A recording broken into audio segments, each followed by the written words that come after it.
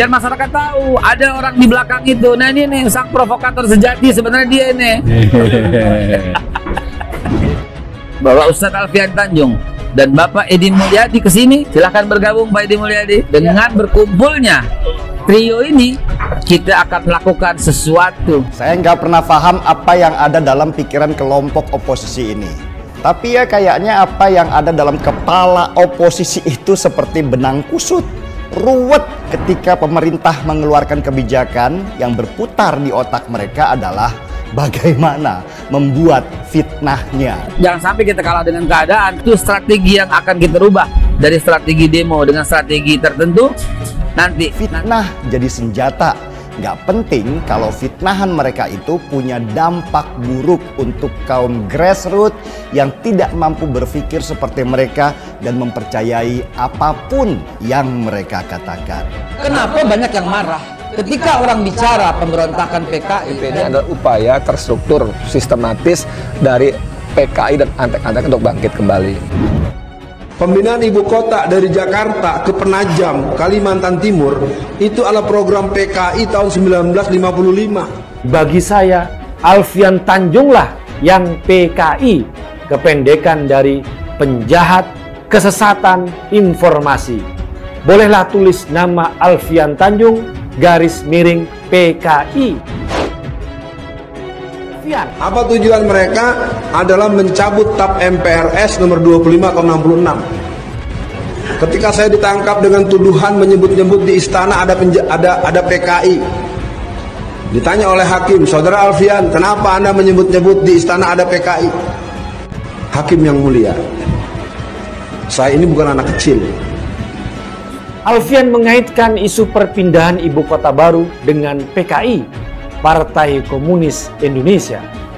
PKI memang sudah lama menjadi dagangan asongan Alfian. Saya terangkan bagaimana Cina itu menguasai tanah Indonesia dari ujung Aceh sampai Irian. 70% lebih sertifikat tanah Indonesia sudah di tangan para pengusaha dan para orang-orang Cina. Dari Cina, bos. Pengembang Cina yang membangun di sana, mereka nggak masalah rugi kosong, nggak masalah, karena pasti ada penduduk yang dikirim ke sana. Siapa? Warga RRC tinggal di sana. Tolak. Dan penolakan itu baru terjadi beberapa tahun ini. Gila kan? Dari mana mereka bisa dapat data dan bicara ngawur gitu? Kesimpulannya, pemindahan ibu kota adalah isu lama dan mimpi lama yang tidak ada hubungannya sama sekali dengan PKI. Apakah Dendles, Stirum, Soekarno, Soeharto, dan SBY adalah kader PKI karena ingin memindahkan ibu kota? Tentu saja tidak. Saya tahu resikonya apa yang saya katakan kalau saya ini bicara asal bicara. apa nggak khawatir terjadi perang agama di bangsa Indonesia yang beraneka ragam ini? Maka itu di WhatsApp grup kita bilang kumpullah kita. Bapak Ustadz Alfian Tanjung dan Bapak Edi Mulyadi ke sini, silahkan bergabung Pak Edi Mulyadi. Dengan berkumpulnya trio ini, kita akan melakukan sesuatu. Saya sedang berada pada suasana yang membuat saya harus memutar otak dan memutar perasaan. Itu aja yang mereka pikirkan. Karena para oposisi ini nggak punya kemampuan lebih dalam bekerja dan menciptakan ide baru untuk negara. Salamatul insan fi hifdzil lisan. Keselamatan orang tergantung menjaga lidahnya. Dengan berkumpulnya trio ini, kita akan melakukan sesuatu. Ya ampun, Tat. Ngapain, Tat? Kalau mau perang begini emang. Lagi perang nih semua. Lagi perang. Tuh. Hari ini kita lagi berperang. Dan perang kita itu adalah bikin orang tua antum bangga. Antum berperang. Lihat Habib Rizik Syihab diopinikan sebagai orang jahat. Lihat, itu kita lawan. Itu sebagai simbol perjuangan. Jadi Islam itu harus radikal. Catat, Islam itu harus radikal. Sekali lagi Islam itu harus radikal. Itu kan bukan Islam. Kita harus bisa bedakan. Kalau Islam yang sesungguhnya nggak ada di situ. Kekerasan tidak ada di dalam Islam. Redik itu mendasar sampai ke akar-akarnya. Gerakan yang ingin mengganti sistem redik, itulah radikalisme sebenarnya yang harus diperangi. Islam yang radikal berarti setia kepada Pancasila dan Undang-Undang Dasar 45. Maka itu saya katakan saya Islam yang radikal. Buktinya ini gue pakai merah putih. Ini merah, ini putih. Ya. Nah, radikalisme ini adalah sempalan-sempalan sekelompok orang yang mengatasnamakan Islam. Radikal yang maknanya keras yang tidak pada tempatnya tidak ada di dalam Islam. Bahkan Islam mengajarkan segala keindahan. Itu radikal, pemahamannya dalam, nahu sorofnya kena, balaghah mantek ma'ani bayannya kena, bahasa Arabnya tahu, asbabun nuzulnya tahu. Itu radikal, pemahamannya dalam. Kalau nggak radikal, pemahamannya cetek. Kalau kembali kepada asalnya, Islam mengajarkan atau tidak, ya sudah selesai. Berarti itu adalah pelanggaran, penyelewengan dalam Islam. Paling banyak orang Islam mencela agamanya, karena orang Kristen nggak ada mencela gereja. Itu kan orang per orang. Islam tidak mengizinkan yang demikian itu. Yang banyak orang Islam mencela santri, orang Islam mencela habib, orang Islam mencela kiai. Maka kita bingung, ini orang Islam apa kutu kuprek? Nah gitu. Jadi orang picik yang suka memukul rata itu picik. Berarti nggak cerdas dia. Jadi nggak boleh jadi pejabat kalau begitu dia. Kalau dia nggak bisa membedakan, ya jangan. Nggak bisa membedakan kok suruh milah.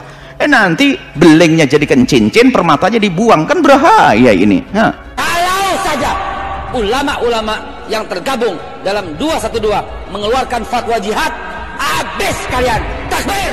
Tapi penguasa mulai keder. Wah, ketakutan. Hari ini kita lagi berperang, dan perang kita itu adalah bikin orang tua antum bangga. Antum berperang. Lihat Habib Rizik Syihab diopinikan sebagai orang jahat.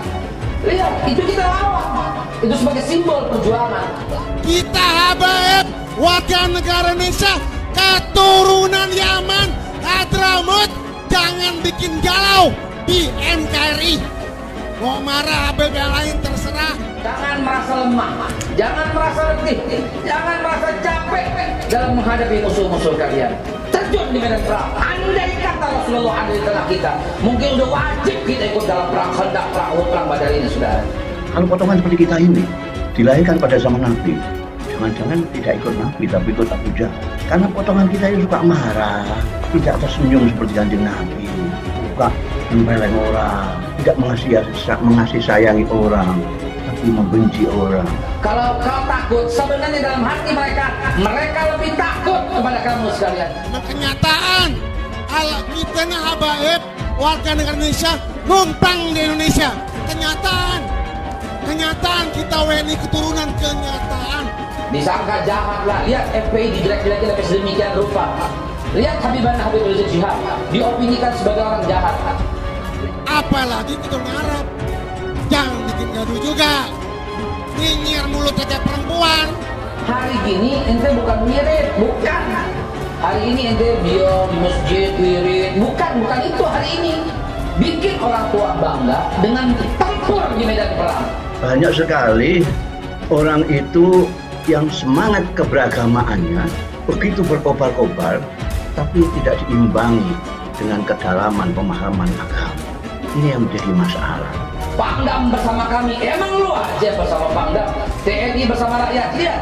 Jangan mengganggu persatuan dan kesatuan yang ada di wilayah Jakarta. Saya Panglimanya. Jangan coba-coba mengganggu persatuan dan kesatuan yang ada di Jakarta. Kalau coba-coba mengganggu itu, akan saya hajar nanti. Terjun dalam medan perang ini.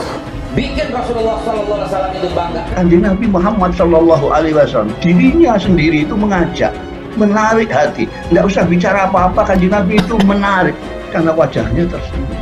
Setiap situasi kayak begini ada selalu orang yang menampilkan narasi-narasi hipnosensitif. Ada mereka yang didengarkan orang karena dia kiai kah, atau ustadz kah, atau dai kah, atau mubalik kah, atau pemimpin apa saja mengucapkan atau menyampaikan narasi kebencian. Ilmu pengetahuan tentang agama itu penting sekali untuk beragama. Dinur rahmah tidak cocok dengan Nabiul Rahmah Nabi Muhammad SAW, tidak cocok dengan Bismillahirrahmanirrahim, tidak cocok. Tidak cocok semua. Bagaimana kita bisa membesarkan Allah Ta'ala kalau kita tidak bisa mengecilkan diri kita sendiri? Bagaimana salahnya kalau antum nggak ikut campur soal politik? Akhirnya mereka yang menguasai politik, dan sudah tertinggi itu jihad fisabilillah. Itu baginya 100 kali orang syahid. betapa bangga orang tuamu nanti. Daripada mati di atas kasur, lebih baik mati di medan tempur. Ustadz suci, Ustadz baik, masjid tempat yang baik, tempat yang suci. Politik kotor, penuh intrik, penuh kemunafikan. Makanya Ustadz yang suci jangan ikut campur soal politik. Kurang aja, itu bahasa yang jahat, saudara. Lawan bahasa itu. Emang lo aja yang boleh main politik, emang lo gak boleh. Kita habaib warga negara Indonesia, keturunan Yaman, Hadramut, jangan bikin galau di NKRI. Mau marah Habib yang lain terserah.